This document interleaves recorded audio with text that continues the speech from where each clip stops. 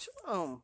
We're nearing the end of Sukkot, and got up this morning, doing my things, taking care of my chickens, taking care of my dogs, and I had a thought.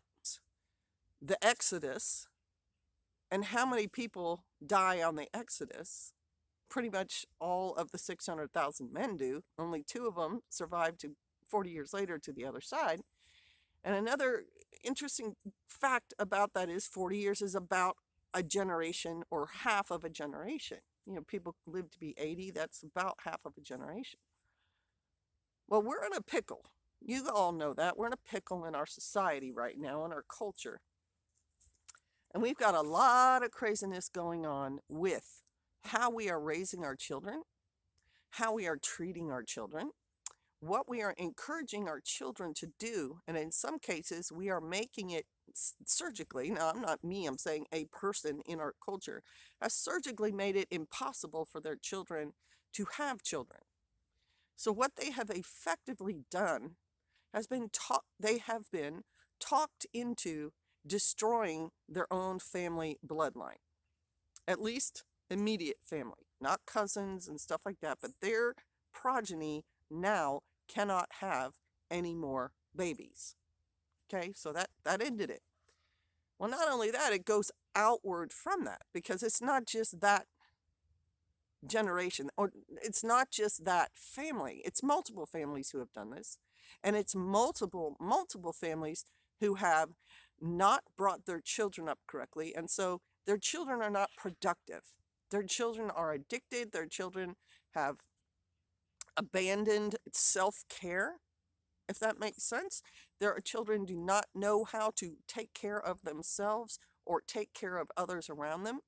They are selfish and want to be provided for and don't know how to wash a dish, don't know how to wash their clothes, don't know how to cook food beyond buying something that they can put in a microwave.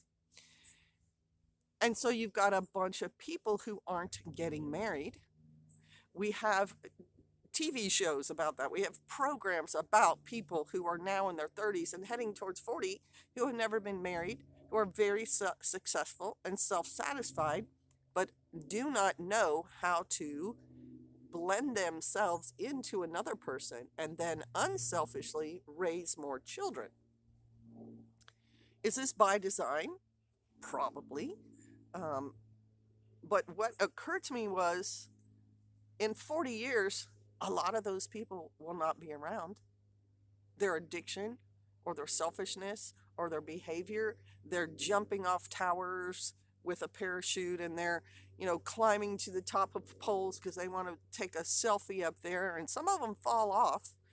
Um, that kind of behavior and the dangerous behavior and the criminal behavior, because the families who bring their children up and don't stop the criminality and allow their children to grow up in that are probably going to lose children too, to the prison system or to uh, murders happening or, um, well, basically murders because when the person dies, but, assault with a deadly weapon, um, car accidents. If your children, you raise a child in the way you to go, and they, even when they are adults, they will not depart for it. Now, that was not a direct quote. I'm getting the gist of that concept from the Bible is you have to teach your children what you want them to do and how you want them to behave when they're young. And psychology says by the time they're 7. So that when they're adults, even if they get a little wild, even if they do, I think they call it rumskeller or whatever with the Amish, that burns out. When the hormonal peaking and however it goes, that burns out. And when they become young adults, they go back to what they've been taught. And children in this last generation have been taught to be selfish. They've been taught that there are no consequences to their actions that are bad.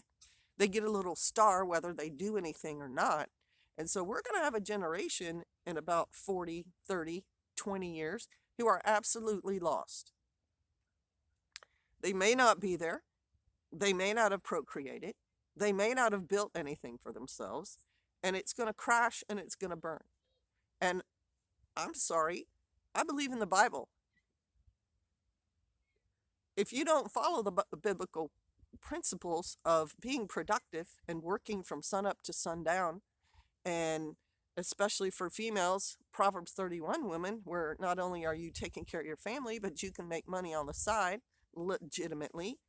Um, you have not prepared your arms for war. You have not listened to the rules set down by Yahweh. There's going to be a lost generation, just like the one that came out of that desert or didn't come out of that desert, who went through that desert and got tested and tried and failed. And it's going to be an interesting thing for our culture. All right, y'all. Shalom. I got to get going.